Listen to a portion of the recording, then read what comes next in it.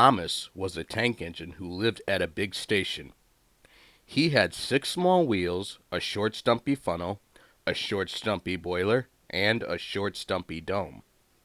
He was a fussy little engine, always pulling coaches about. He pulled them to the station ready for the big engines to take out on long journeys. And when trains came in and the people had got out, he would pull the empty coaches away so that the big engines could go and rest. He was a cheeky little engine, too. He thought no engine worked as hard as he did, so he used to play tricks on them. He liked best of all to come quietly beside a big engine dozing on a siding and make him jump. Peep, peep, peep, peep. Wake up, lazy bones, he would whistle. Why don't you work hard like me? Then he would laugh rudely and run away to find some more coaches. One day, Gordon was resting in a siding. He was very tired. The big express he always pulled had been late, and he had to run as fast as he could to make up for lost time. He was just going to sleep when Thomas came up in his cheeky way. Wake up, lazy bones, he would whistle. Do some hard work for a change. You can't catch me. And he ran off laughing. Instead of going to sleep again, Gordon thought how he could pay Thomas out. One morning, Thomas wouldn't wake up. His driver and fireman couldn't make him start. His fire went out and there was not enough steam. It was nearly time for the express. The people were waiting, but the coaches weren't ready. At last, Thomas started. Oh dear, he yawned. Come on, said the coaches, hurry up. Thomas gave them a rude bump and started for the station. Don't stop dawdling, he grumbled. Where have you been, asked the coaches crossly. Thomas fussed into the station where Gordon was waiting. Poop, poop, poop. Hurry up, you, said Gordon crossly. Peep, peep, peep. Hurry yourself, said cheeky Thomas. Yes, said Gordon, I will. And almost before the coaches had stopped moving, Gordon came out of his siding and was coupled to the train. Poop, poop, he whistled. Get in quickly, please. So the people got in quickly, the signal went down, the clock struck the hour, the guard waved his green flag, and Gordon was ready to start. Thomas usually pushed behind the big trains to help them start, but he was always uncoupled first, so that when the train was running nicely he could stop and go back. This time he was late, and Gordon started so quickly that they forgot to uncouple Thomas. Poop, poop, said Gordon. Peep, peep, peep, whistled Thomas. Come on, puffed Gordon to the coaches. Pull harder, puffed Thomas to Gordon. The heavy train slowly began to move out of the station.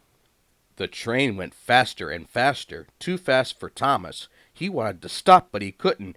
Peep, peep, stop, he whistled. Hurry, laughed Gordon in front. You can't get away, laughed the coaches. Poor Thomas was going faster than he had ever gone before. He was out of breath, and his wheels hurt him, but he had to go on. I shall never be the same again, he thought sadly. My wheels will be quite worn out. At last, they stopped at a station. Everyone laughed to see Thomas puffing and panting behind. They uncoupled him, put him onto a turntable, and then he ran on a siding out of the way. Well, little Thomas, chuckled Gordon as he passed, now you know what hard work means, don't you? Poor Thomas couldn't answer. He had no breath. He just puffed slowly away to rest, and had a long drink. He went home very slowly, and was careful afterwards never to be cheeky to Gordon again.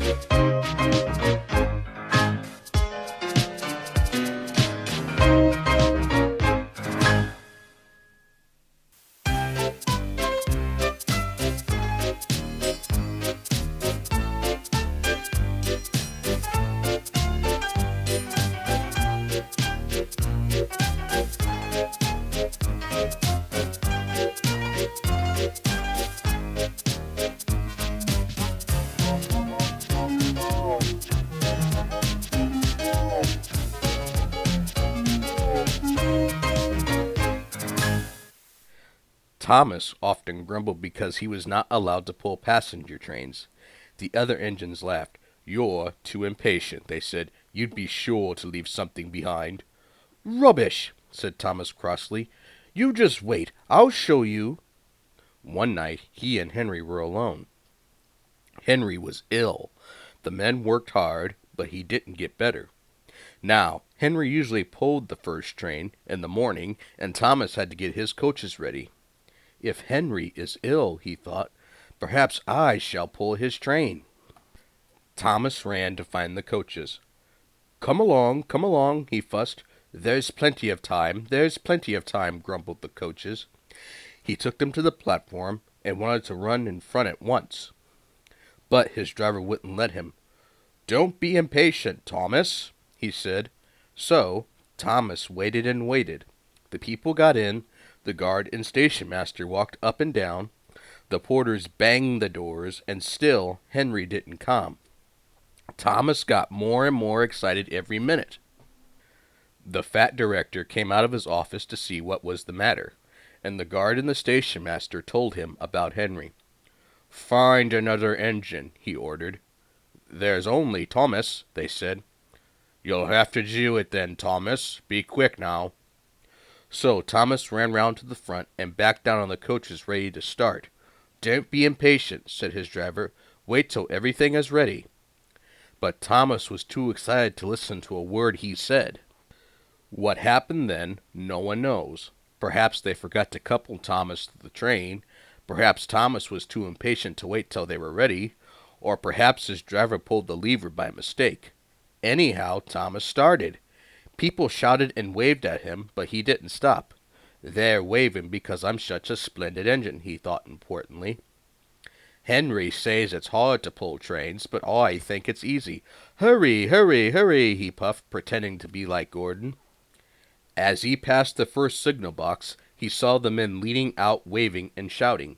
"They're pleased to see me," he thought. "They've never seen me pulling a train before. It's nice of them to wave," and he whistled. "Peep, peep! Thank you," and hurried on. But he came to a signal at "Danger." "Bother," he thought. "I must stop, and I was going so nicely, too. What a nuisance signals are." And he blew an angry "peep, peep" on his whistle. One of the signalmen ran up. "Hello, Thomas," he said. "What are you doing here?" "I'm pulling a train," said Thomas proudly. "Can't you see?" "Where are your coaches, then?"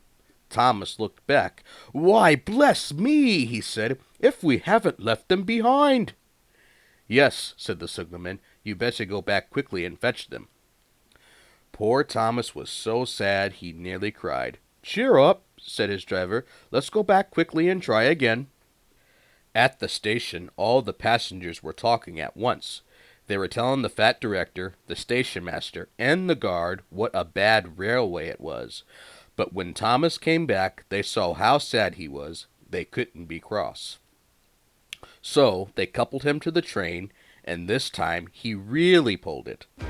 But for a long time afterwards, the other engines laughed at Thomas and said, "Look, there's Thomas who wanted to pull a train, but forgot about the coaches."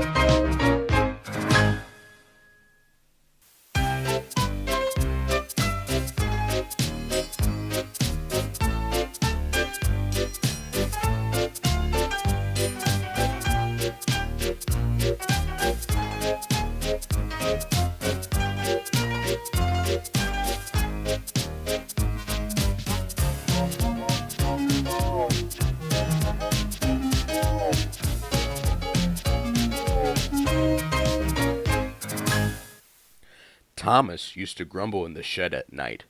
"I'm tired of pushing coaches. I want to see the world."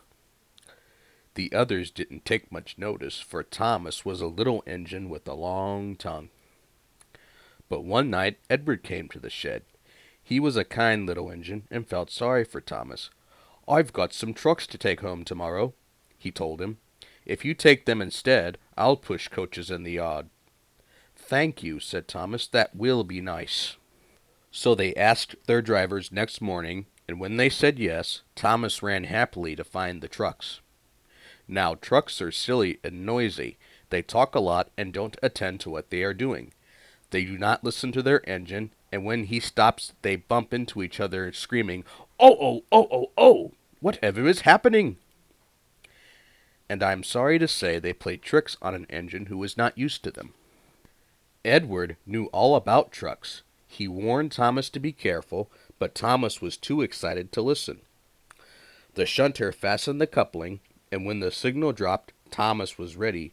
The guard blew his whistle. "Peep, peep," answered Thomas, and started off. But the trucks weren't ready. "Oh, oh, oh, oh, oh," they screamed as their couplings tightened. "Wait, Thomas, wait." But Thomas wouldn't wait. Come on," he puffed, and the trucks grumbled slowly out of the siding onto the main line. Thomas was happy. Come along," he puffed. "All right, don't fuss. All right, don't fuss," grumbled the trucks. They clattered through stations and rumbled over bridges. Thomas whistled, "Peep, peep," and they rushed through the tunnel in which Henry had been shut up. Then they came to the top of the hill where Gordon had stuck. "Steady now, steady," warned the driver, and he shut off steam and began to put on the brakes. We're stopping," called Thomas. "No, no, no, no," answered the trucks and bumped into each other. Go on," and before his driver could stop them, they had pushed Thomas down the hill and were rattling and laughing behind him. Poor Thomas tried hard to stop them from making him go too fast. Stop pushing, he hissed, but the trucks would not stop. Go on," they giggled in their silly way. He was glad when they got to the bottom. Then he saw in front the place where they had to stop. "Oh dear, what shall I do?" They rattled through the station, and luckily the line was clear as they swerved into the goods yard. "Ooh!" groaned Thomas as his brakes held fast and he skidded along the rails. "I must stop!" And he shut his eyes tight. When he opened them, he saw he had stopped just in front of the buffers, and there watching him was the fat director. "What are you doing here, Thomas?" he asked sternly. "I've bought Edward's trucks," Thomas answered. "Why did you come so fast?" "I didn't mean to. I was pushed," said Thomas sadly. "Haven't you pulled trucks before?" "No." "Then you have a lot to learn about trucks, little Thomas. They are silly things and must be kept in their place. After pushing them about here for a few weeks, you'll know almost as much about them as Edward. Then you'll be a really useful engine."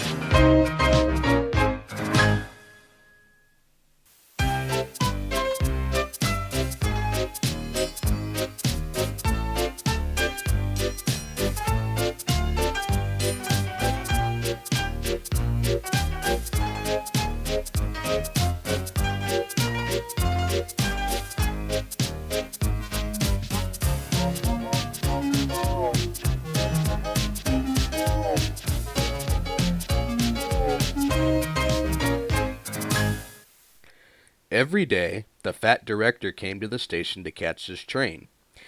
He always said hello to Thomas. There were lots of trucks in the yard. Different ones came in every day, and Thomas had to push and pull them into the right places. He worked hard. He knew now that he wasn't so clever as he had thought. Besides, the fat director had been kind to him, and he wanted to learn all about trucks so as to be a really useful engine. But on a siding by themselves were some trucks that Thomas was told he mustn't touch. There was a small coach, some flat trucks, and two queer things his driver called cranes. "That's the breakdown train," he said. "When there's an accident, The workmen get into their coach, and the engine takes them quickly to help the hurt people, and to clear and mend the line. The cranes are for lifting heavy things like engines and coaches and trucks. One day, Thomas was in the yard when he heard an engine whistling, "Help! Help!" and a goods train came rushing through much too fast. The engine, a new one called James, was frightened. His brake blocks were on fire, and smoke and sparks streamed out on each side. "They're pushing me! They're pushing me!" he panted. On!" laughed the trucks, still whistling, "Help! Help!" Poor James disappeared under a bridge. "I'd like to teach those trucks a lesson," said Thomas the tank engine. Presently, a bell rang in the signal box, and a man came running.